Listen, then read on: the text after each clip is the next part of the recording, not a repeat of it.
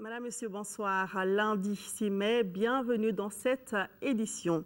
Nous allons tout de suite à Djeddah, où se trouve le Premier ministre depuis hier dimanche.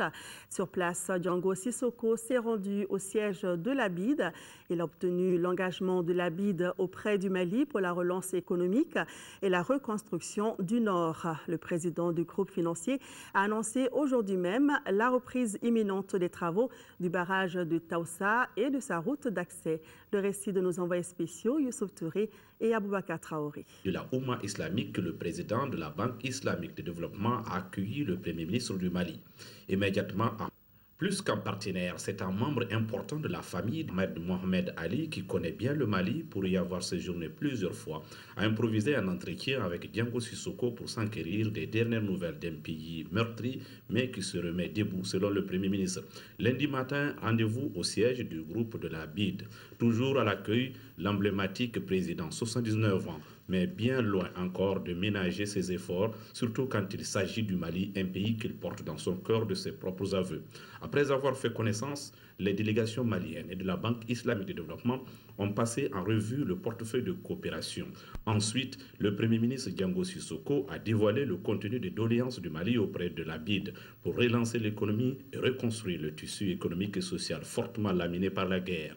Le Mali a donc besoin de financement pour booster l'agriculture, étoffer les infrastructures et pour reprendre les chantiers bloqués ou dégradés au nord et au sud. Des requêtes jugées très bienvenues par le président du groupe de la Banque islamique de développement. Ces projets-là, comme il a bien souligné, c'est des priorités pour le Mali, mais également des priorités pour la Banque islamique de développement. Et nous avons parlé également de la route transsaharienne.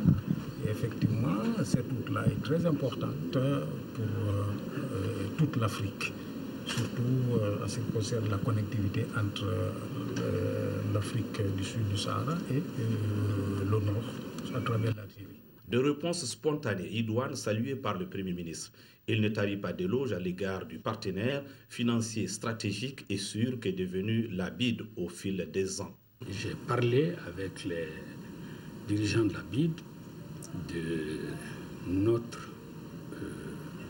besoins de développement dans le secteur de l'agriculture, de l'énergie, et de l'éducation et du développement du secteur privé, notamment.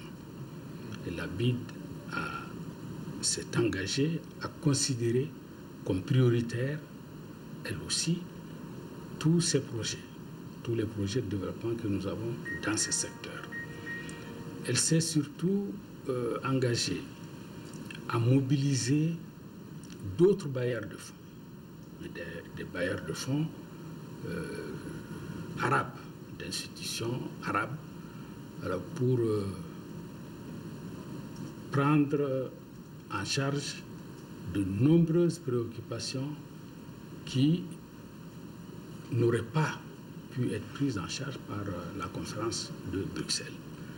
Je crois que ça, c'est un acquis, c'est un résultat majeur de cette visite, au cours de laquelle, évidemment, j'ai constaté que nous avons les mêmes priorités que la BID dans le domaine du développement.